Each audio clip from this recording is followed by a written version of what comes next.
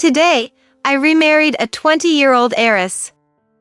Young and the best wife ever. Anthony, my ex-husband, boasted as he introduced the woman sitting next to him, dressed in lavender. Chloe, this is my wife from yesterday's divorce. Glad I could shake her off for a pittance.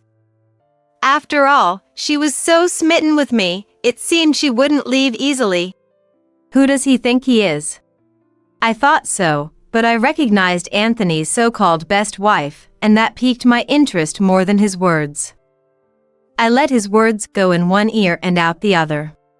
Anthony, seeing my reaction, continued to introduce the woman with even more pride. The heiress of Hernandez Company, Chloe.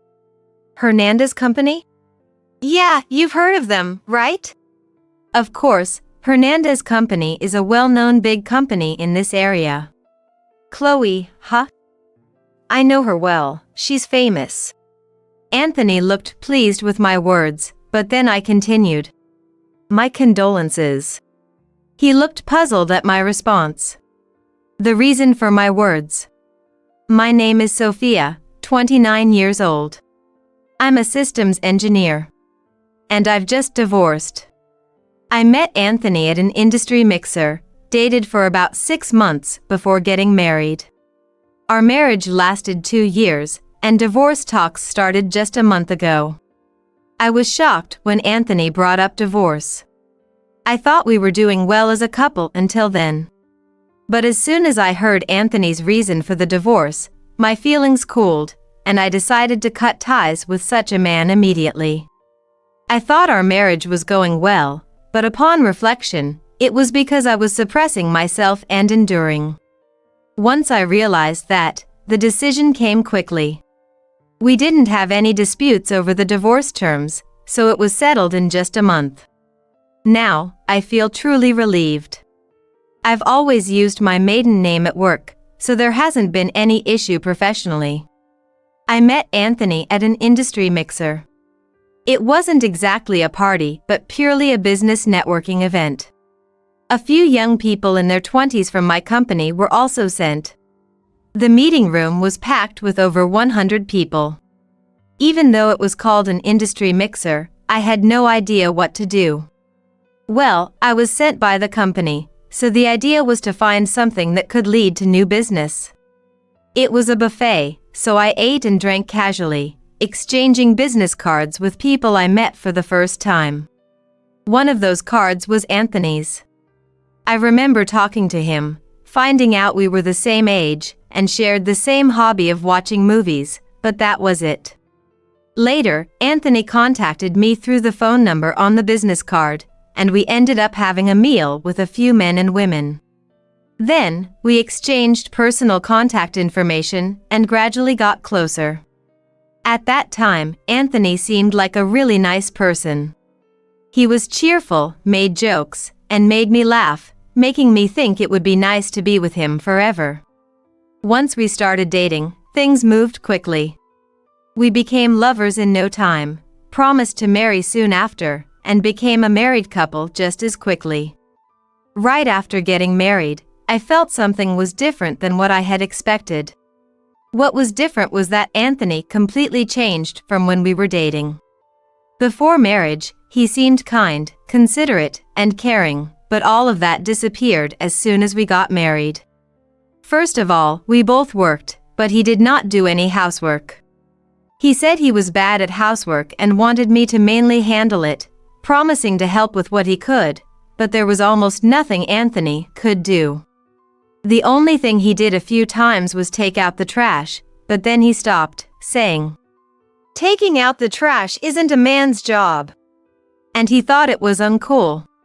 He did nothing, no cooking, no cleaning, no laundry. When he got home, he would just sit on the sofa, scatter his dress shirt, undershirt, and socks around, and lie down with his mobile phone. When I asked him to at least put his clothes in the laundry basket, he would get sulky, saying he was planning to do it when he settled down, but I ended up doing it anyway. When would he settle down? I ignored it once, leaving everything as it was, and of course, it was still there in the morning.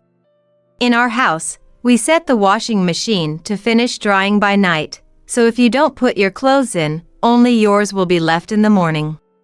Just because I forgot to put them in once, you wash only your own clothes. That's spiteful to a ridiculous extent. And so, he stopped talking to me for days, leading to unpleasant days, until it became normal for me to just put his clothes in the washer. Even though we both worked and agreed to contribute equally to the household expenses, he gradually started contributing less, claiming he had more expenses because he worked in sales. Moreover, when he found out I earn more because I'm in a technical job, he became even more reluctant to contribute. According to Anthony, he didn't get overtime pay because he was in sales, but received a lump sum as a sales allowance. Plus, he would get commissions based on sales performance, but recently his performance had been poor, so his commissions were low. I had poor sales performance for a while because of our marriage and moving. I'll pay more once things go back to normal. However, there was no sign of his performance improving. Instead, he seemed to lose the motivation to work hard once he realized I was earning significantly more than he thought, enough to support us both. He started slacking off at work, leading to a vicious cycle of worsening performance. A year into our marriage, Anthony was contributing just a few dollars to our household, acting more like a lodger than a husband, and I had no idea how much he was earning or spending. Despite me supporting our household, Anthony's behavior became increasingly entitled. Even when I was busy with work and came home late, he wouldn't bother to prepare a meal. Yelling, "Can't even make a meal, what kind of housewife are you? I had to go out and eat again because of you. I'm putting my share into the house. You should pay me back for that." He demanded I reimburse him for the meals he ate out. Already exhausted from work, I had to come home to household chores and Anthony's temper, which dulled my thinking. I felt like I was just mechanically moving through tasks, not really living. Now, I understand that living like that was wrong, but back then, I still loved Anthony and believed he loved me too, hoping we could live peacefully if I just tried harder. I didn't want to believe I was just being exploited and used by Anthony. I was hiding the truth from myself to soothe my heart. This went on for more than half a year.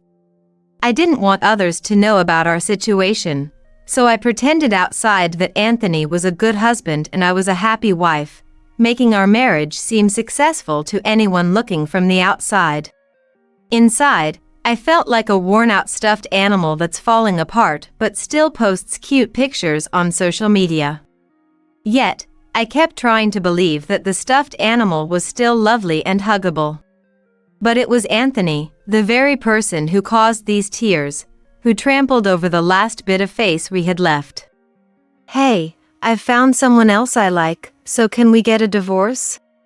It was a shocking, unexpected request without any warning. Eh? That was all I could say. I thought it was a misunderstanding. Or a bad joke.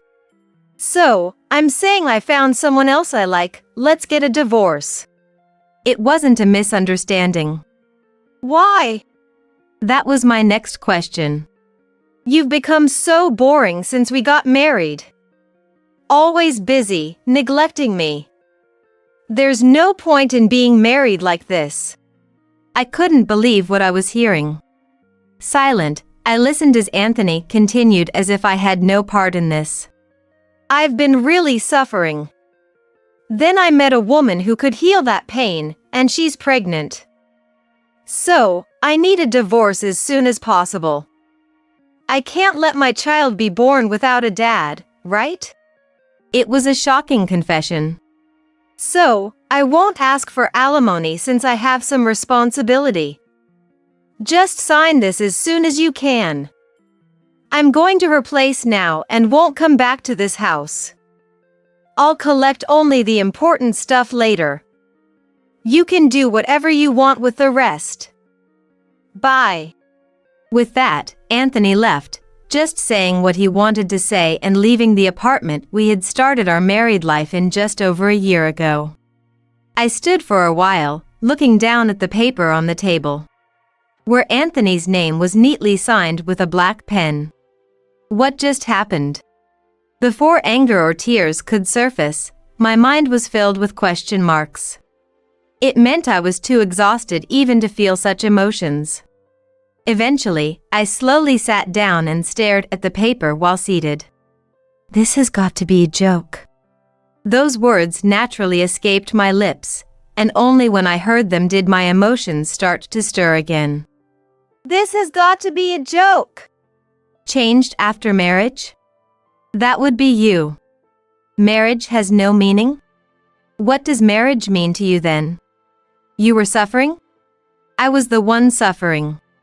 Met a woman who could heal you. So, you're confessing to an affair, right now. She's pregnant?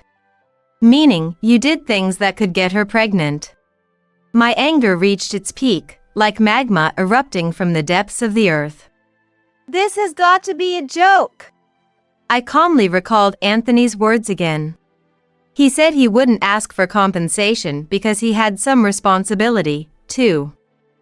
What responsibility could I possibly have? No matter how much I think about it, I can't remember.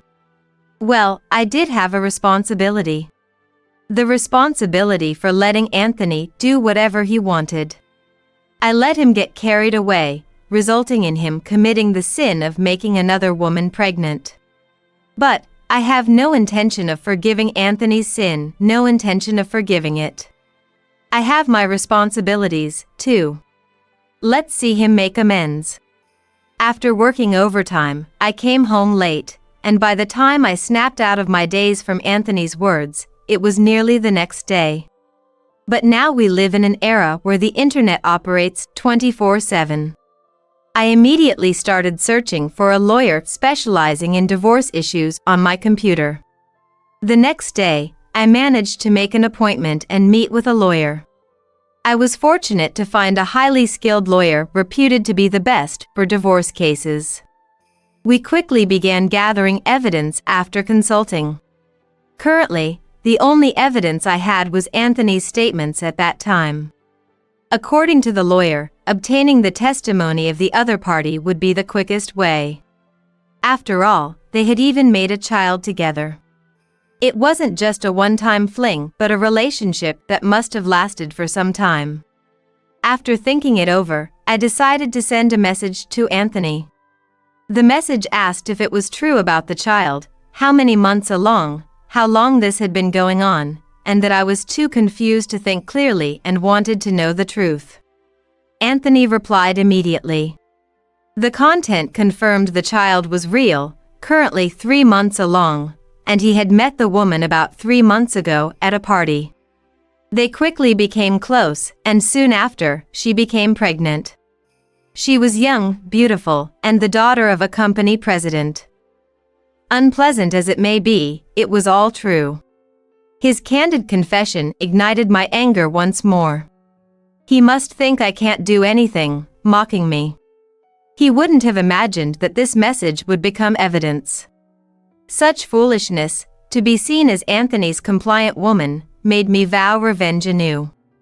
I had the lawyer prepare a certified mail and sent it to Anthony's specified contact address. Surprisingly, the address was Anthony's workplace. He might not want his affair known, but sending it to his workplace would surely raise suspicions, wouldn't it? Well, it's not my concern. As long as I get what I'm owed, he's nothing more than a stranger I'll cut ties with. After sending the certified mail to Anthony's company, I soon received an angry call from him. What's that about? Why are you sending that to my company? And compensation? I won't pay a dime. I didn't know where he was calling from, but yelling about compensation like that would only prove the contents of the certified mail to his coworkers. I couldn't help but laugh at the absurdity. What's so funny? Nothing. But you will pay the compensation. I told you, I won't pay. After letting Anthony vent all he wanted and hearing his heavy breathing, I calmly explained to him. First, Anthony had an obligation to pay compensation. Having an affair while married is precisely that.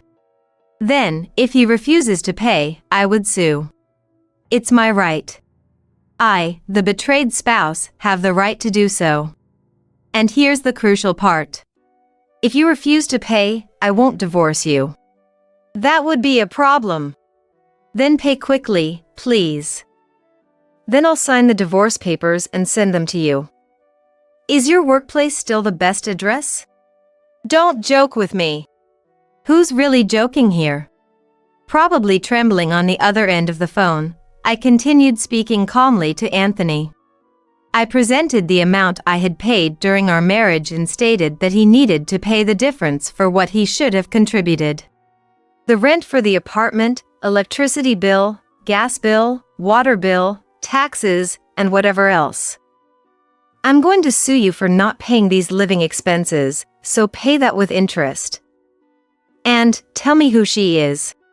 Why should I tell you that? Of course, to demand compensation from her too.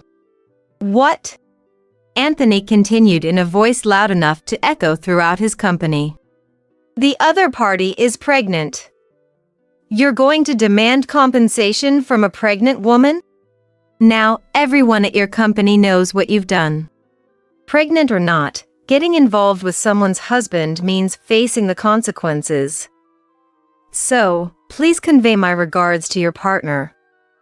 Oh, and from now on, please direct any communication through my lawyer. If you contact me directly, I'll add that to the charges.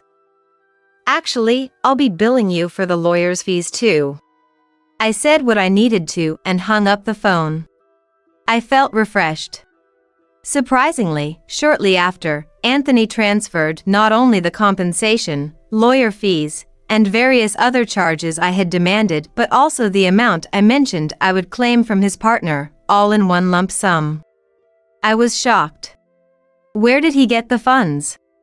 Perhaps borrowed, or maybe the president's daughter, his partner, or her parents paid to get them married as soon as possible. Well, it doesn't matter. Having received all I was owed, I was ready to cut ties with such a man and start a new life. Fortunately, with a significant amount of money in hand, I might even take a vacation abroad. With those thoughts, I submitted the divorce application myself to the office. I had my lawyer communicate on my behalf. I was truly grateful for all the help, and now everything was over. I thought I would never see Anthony again. Yet, fate has a funny way of working. The day after I got divorced, I encountered Anthony and his partner. Taking a day off for a change of scenery, I went to see a movie. In the cinema, I saw Anthony and a young woman, clearly dressed in maternity wear, sitting together in the premium seats. I had decided to indulge myself with the compensation money, booking the best seat for a popular movie. An unusual splurge led to this encounter. The woman sitting next to Anthony was indeed beautiful and young. But her face seemed familiar, and I tilted my head, pondering. Seeing me, Anthony said, "Today, I remarried a 20-year-old heiress. Young and the best wife ever." He proudly introduced the woman sitting next to him in a lavender dress. "Chloe, this is my wife from yesterday's divorce. Glad I could shake her off for a pittance. After all, she was so smitten with me, she wouldn't easily leave." Who does he think he is? Though I thought so, I recognized Anthony's so-called best wife, more intrigued by her than his words. I let his words go in one ear and out the other. Wondering what I thought of that, Anthony continued to introduce the woman with more pride. "The heiress of Hernandez Company, Chloe."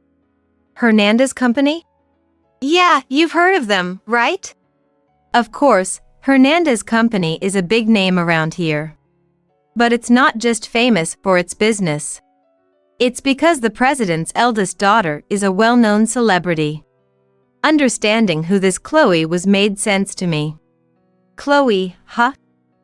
I know her well, she's famous. Anthony looked pleased with my words, but then I continued. My condolences. He looked puzzled at my response. How's your eldest doing? And how many children does this make? Eh? Chloe calmly responded. Oh, you're well informed. This will be the 5th. Anthony exclaimed. What? But could only look back and forth between me and Chloe, not understanding. Oh, the movie's starting. Enjoy. With that, I moved to my seat, a bit away from Anthony and his company. The movie started immediately. I could hear a man and a woman arguing somewhere in the distance, but it must have been my imagination. I relaxed into the plush sofa, enjoying the much-talked-about film from the best seat in the house. Everything outside the movie world was out of my reach now. That woman, Chloe, Anthony's new wife, is notorious around here as a troublesome young lady. I'm a local, having gone through a girls' school from elementary to high school. At a reunion, I heard rumors about Chloe, a fellow alumni. She was notorious for her wild ways since middle school and had her first marriage at 16, during her first year of high school, leading to a hiatus due to pregnancy. That marriage ended quickly after the baby was born, and though she returned to school, she repeatedly took breaks for subsequent pregnancies and marriages. Apparently, she didn't care much for school, but her parents wanted her to graduate, so they donated a significant amount to ensure she could. She was pretty and from a wealthy family, never short of male attention. The children were raised by nannies, and Chloe, supposedly their mother, continued to play carefree, claiming it was because she easily gets pregnant, much to her parents' dismay. However, her reputation has made local men wary of her. Her past partners were all students who faced school or job troubles once the relationships were known. Having a divorce record complicates future marriage prospects. Though Chloe's family is wealthy and doesn't demand child support, fathers are forced into marriage for the sake of the children, only to be quickly divorced after the birth, never truly becoming part of the Hernandez family. It's clear her parents never intended these men to be more than temporary. I'm sure the compensation and other payments were made by Chloe's parents, needing a father for the upcoming child. To them, the amount paid was trivial compared to their wealth. Anthony, not being from this area, was clueless about the Hernandez heiress at the mixer where we met, his first event after transferring here. He may think he's become a part of the Hernandez family. But we'll see how long this marriage lasts. 2 years have passed since I put an end to our brief marriage. As planned, I quit my job and used the compensation for a round-the-world cruise. The divorce was a good reason to leave what turned out to be a rather toxic workplace. After enjoying a leisurely cruise, I returned home, started my own business, and began working from home. Though the job was demanding, I'm grateful for the skills I developed. Business is going well, allowing me to live comfortably and save for retirement. After my marriage to Anthony, I was convinced I'd never marry again. That experience made me work hard on my own. Considering those nearly 2 years of marriage, this trouble seems like nothing. Being unrecognized and treated like a slave, those humiliating days make me appreciate being able to continue my favorite work and getting paid for it even more. Working from home allows me the freedom to manage my time. Of course, there are deadlines, and sometimes I have to work through the night. But if I manage my time well, I can enjoy traveling, concerts, and theater whenever I like. Unexpectedly, I now have someone important in my life. Having learned my lesson from Anthony, I thought I'd never love anyone again, but I met a man during that cruise. He's from abroad, and we're in a long-distance relationship, but he's about to finish his work in his home country and come here soon. I don't know what the future holds. Living together might bring unexpected challenges. But somehow, I feel we can overcome any issue that arises. There might even be a chance of getting remarried soon. Oh yes, about Anthony, Chloe safely gave birth to a girl, but apparently, the child wasn't Anthony's.